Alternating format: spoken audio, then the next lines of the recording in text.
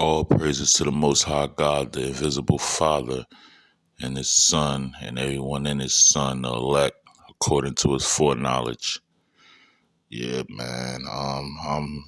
I'm just going through a little something right now, man, and I'm about to break it down, like my understanding how I think it can be compared to Romans 7. Know what I mean?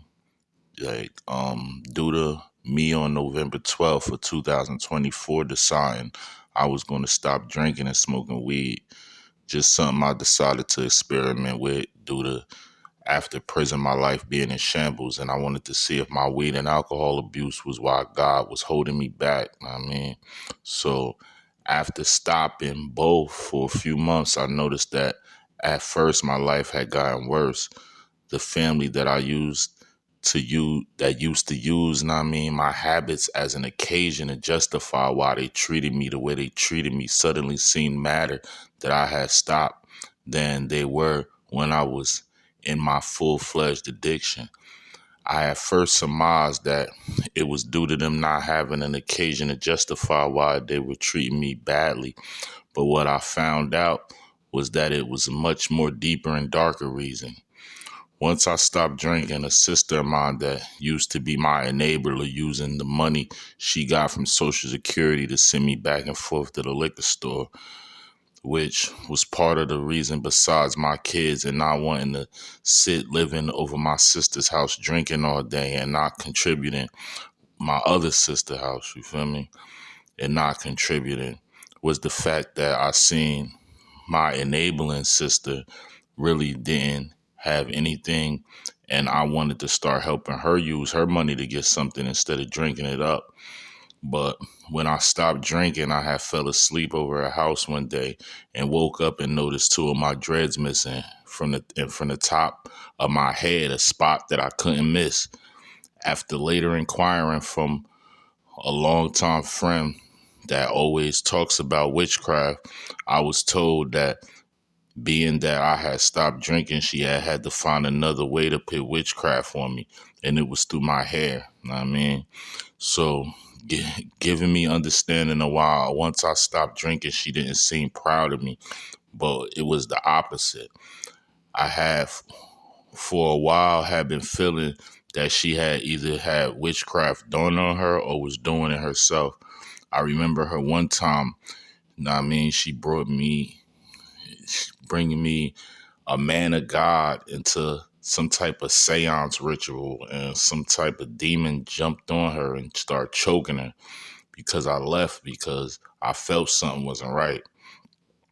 But I knew since then she had a demon tormenting her, sending her back and forth to the psych ward. But I never knew that they were affecting me. Neither did I think they could, as long as I stayed prayed up and standing 10 toes on the word of God. However, to sum this up, my experiences have fully delivered me from alcohol, knowing it was being used to put witchcraft on me and lower my vibrations so that demons from my family's witchcraft could work on me. But me thinking I could deliver my sister from her evil works had me still stay around.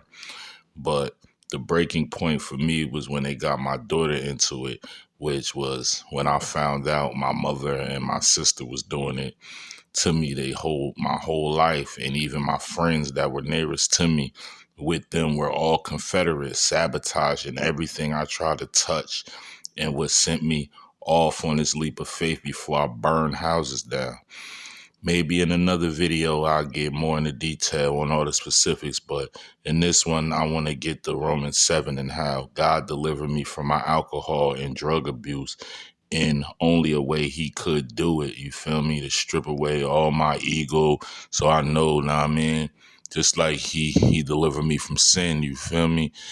Like, because if it was my way, I'd probably be a rapper somewhere rich and famous, but like all that desire is dead now, you feel me? I want to live righteous. I want to do everything for the glory of him, you feel me?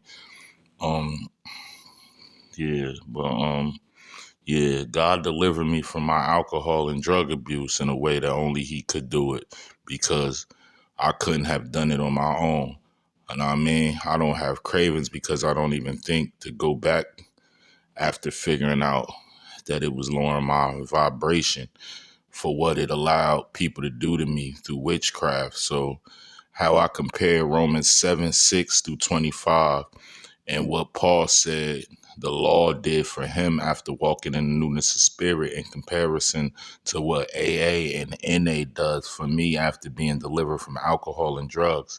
And how every time I read an AA book, go to IOP, a meeting or talk to a sponsor, etc., to talk or hear about it, it just revives the thought to use in my flesh. Like Paul says, once sin was dead to him, the law revived sin in his flesh, awakening a sleeping giant through the spirit that had been dead through the spirit. For my breakdown of Romans 7:6 through 25. Matter of fact, I'm going to stop at 23.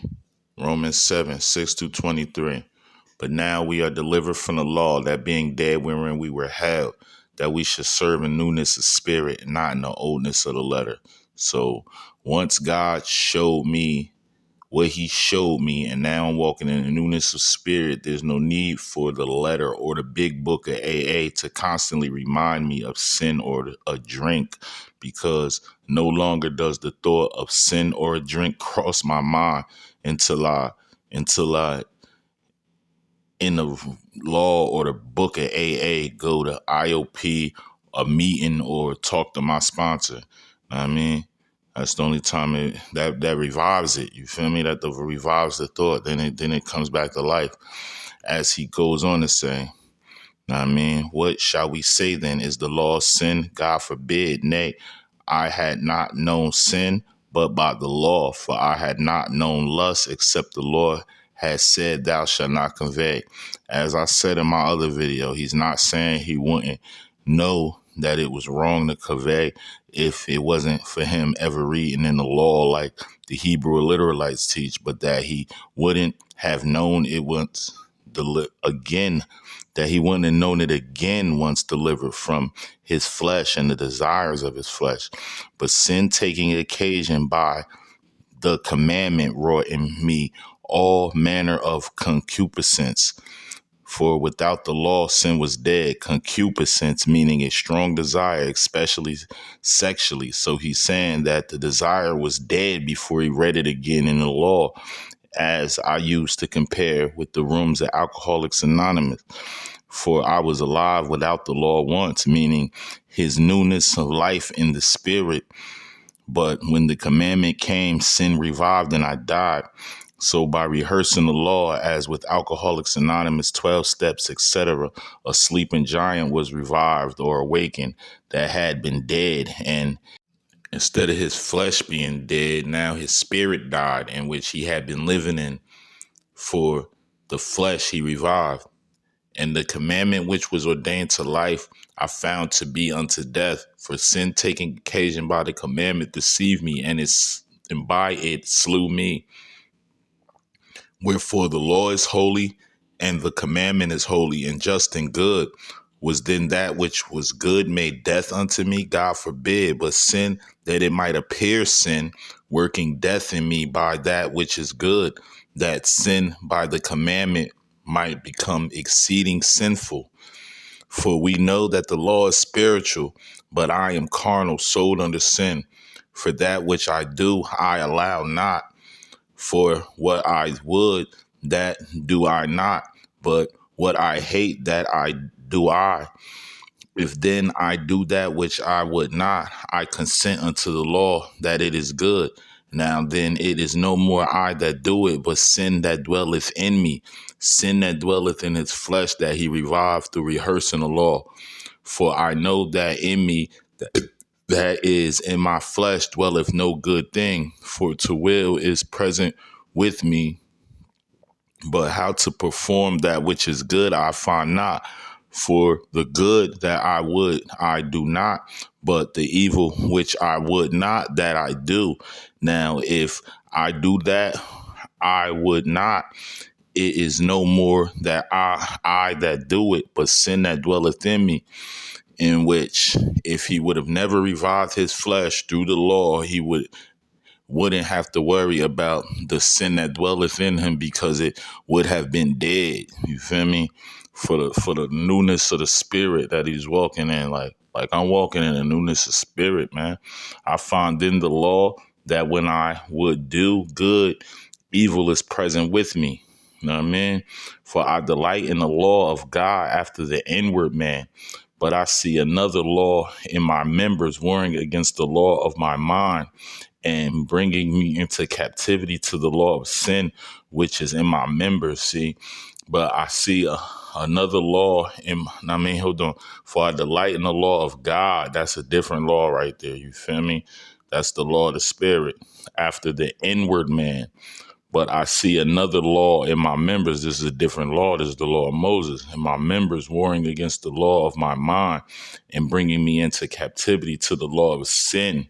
This is the law of Moses, which is in my members. Yeah. So after such a supernatural deliverance from alcohol as with sin through the spirit, the only thing the law can do for a righteous man is remind him of sin, just as the rooms at AA and NA could do for a recovered alcoholic or drug addict. I hope you found my comparison helpful. Know what I mean? Yeah, man. But yeah, that's all. Like, God delivered me, man. You feel me? It's like, God really found the supernatural way to deliver me by showing me, you feel me, witchcraft and spiritual things. You feel me? Um, So yeah, I couldn't have did it by myself, man. This is God's way of stripping all ego, pride, all that from me and letting me know that everything I got, man, I gotta give it to the glory of Him. Now, you know what I mean? Now He making my life. I see it getting better now, man. You feel me? He had to strip all that ego and pride away, man. All praises to the Most High, man. You already know all honor and glory go to him, man. I am his workmanship, man. So, yeah, man, I hope y'all found my comparison edifying, man. And I plan to go more into that story about my life, witchcraft and stuff like that, man, with y'all later, man. When the spirit moved me to do it, man, like I said, I'm his workmanship, man. So it's him. You heard? Not me. Shalom. Love y'all, Israel.